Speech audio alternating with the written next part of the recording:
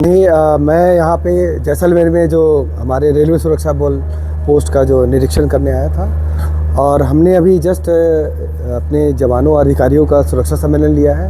हमारे साथ नीतीश शर्मा है जो वरिष्ठ मंडल सुरक्षा आयुक्त जोधपुर हैं, और हमारे सब इंस्पेक्टर सोमवीर जी हैं। और हमने बहुत सारे इश्यूज़ पे चर्चा की है, जिसमें है कि आप जानते हैं कि ये जो जैसलमेर है, ये मतलब राजस्थान का बहुत ही पर्यटन के मुताबिक बहुत ही आकर्षण का केंद्र है, जहाँ देश विदेश से भी लोग यहाँ आते हैं। तो मैंने खासकर इनको संवेदनशीलता बढ़ाई है, ताकि जितने पैसेंजर आते हैं, टूरिस्ट आते हैं, इनका अलग से इनके ध्यान रखा जाए, इनको कोई भी तकलीफ़ ना हो। और जो रेलवे सुरक्षा बल का जो हमारा जो मोटो है कि सेवा ही संकल्प है, हम उस पर और अच्छे ढंग से काम कर सकें। रात्रि में 12 बजे ट्रेन है, 3 बजे ट्रेन है, तो सुरक्षा को क्या इंतजाम की गई है? हाँ जी, हमारे यहाँ आपने देखा होगा कि अभी कुछ ही दिन पहले हमारे मंत्री जी भी आए थे, तो उसमें हमने एक्सरे बैगेज भी लगाया है।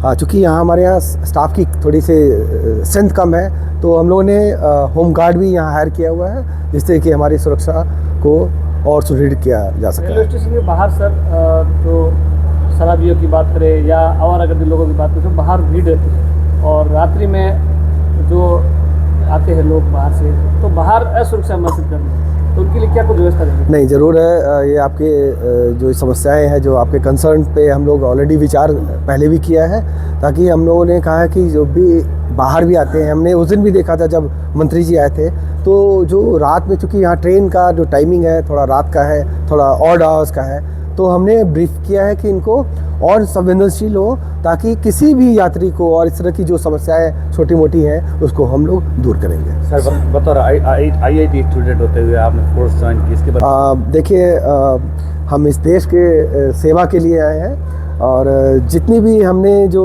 IIT में जो सीखा था उसका हम उपयोग यहाँ कर रहे थे। मैं अभी चर्चा भी कर रहा था कि RPF में अभी विगत कुछ वर्षों में बहुत सारे टेक्नोलॉजिकल एडवांसमेंट आए हैं, मतलब तकनीकी विकास हुआ है, और कुछ इक्विपमेंट्स भी आए हैं। जैसे आपने देखा CCTV यहाँ भी काफ़ी लगाए गए हैं, और हमारे एक्सरे बैगेज स्कैनर आए हैं, और कुछ एप्लीकेशंस आए हैं जो कि हमारे काम को और सुगम बनाएंगे। जैसे RPF सिक्योरिटी मैनेजमेंट सिस्टम, जिसको RSMS हुआ है, क्राइम मैक है, निदान है, निफास है, और NCRC, ये बहुत सारे ऐप आए हैं। तो इसका फ़ायदा मेरे IIT होने का फ़ायदा है कि मैं इनको और अच्छे ढंग से इनको समझा पा रहा हूँ। सर, बतौर आपने लाइफ में करीबन 55 से 60 ब्लड डोनेट किया है, तो आप एक रोल मॉडल है, उसके लिए आप जनता को क्या? जी, देखिए, नंबर तो चलिए मायने रखता है, मैं इसको डिनाई नहीं करूँगा। और मैं लोगों को कहना चाहूँगा कि जो ब्लड डोनेशन से आपको बहुत सारी, मैं डॉक्टर नहीं हूँ, फिर भी एक डोनर हूँ, रेगुलर डोनर हूँ, तो ब्लड डोनेशन से आपके मतलब बॉडी में और नए खून का निर्माण होता है, और आप स्वस्थ और ज़्यादा से ज़्यादा स्वस्थ होते हैं। और सबसे पहली बड़ी बात होती है कि आपके उस ब्लड डोनेशन से किसी अननोन की ज़िंदगी बचती है, और भी 4 अननोन की ज़िंदगी बचती है। अपनों के लिए तो सभी जीते हैं, दूसरों के लिए जी के देखिए, और वो भी अननोन के लिए, तो इसमें अलग खुशी मिलती है। सर, सीमावर्ती जिला है, जिसको देखते हुए क्या कुछ यहाँ नवाचार रहेगा, यहाँ पे सुरक्षा व्यवस्था को लेकर विशेषता? जी, मैंने आपको पहले भी बताया कि हम लोग टेक्नोलॉजी का बहुत से ज़्यादा यूज़ कर रहे हैं। तो हमारे यहाँ ऑलरेडी एक्सरे बैगेज इंस्टॉल हो चुका है, इसकी मॉनिटरिंग हो रही है। CCTV का हमारे यहाँ ऑलरेडी सिस्टम एग्जिस्ट हो गया है, जिसमें 216 कैमरा है, और इसको हम लोग और फ्यूचर में हम लोग AI बेस्ड बनाएंगे, ताकि चूँकि हमारे पास जो स्ट्रेंथ कम है उसको हम टेक्नोलॉजी से पूरी कर सकें। Thank you. कश्मीर में रेल चलाने के लिए जो है वो भारत सरकार की विशेष व्यवस्था दी हुई है सिक्योरिटी के नाते।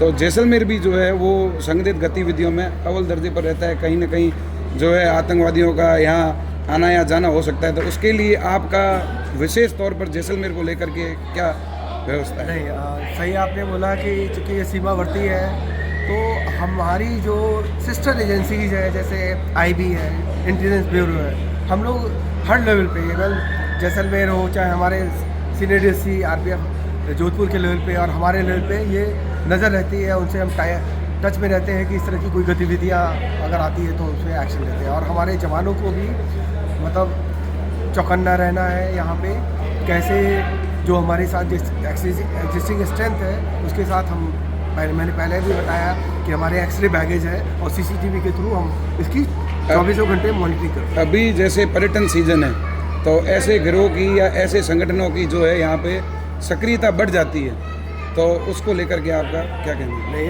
सक्रियता हमने बताया ना कि हमारे जवानों की भी तत्परता, खासकर ये जो 4 महीने होते हैं नवंबर के फर्स्ट वीक से लेकर फरवरी तक, जहाँ टूरिस्ट सीजन होता है, वहाँ पे हम लोग और चौकन्ने रहने की हिदायत दी है। Thank you sir.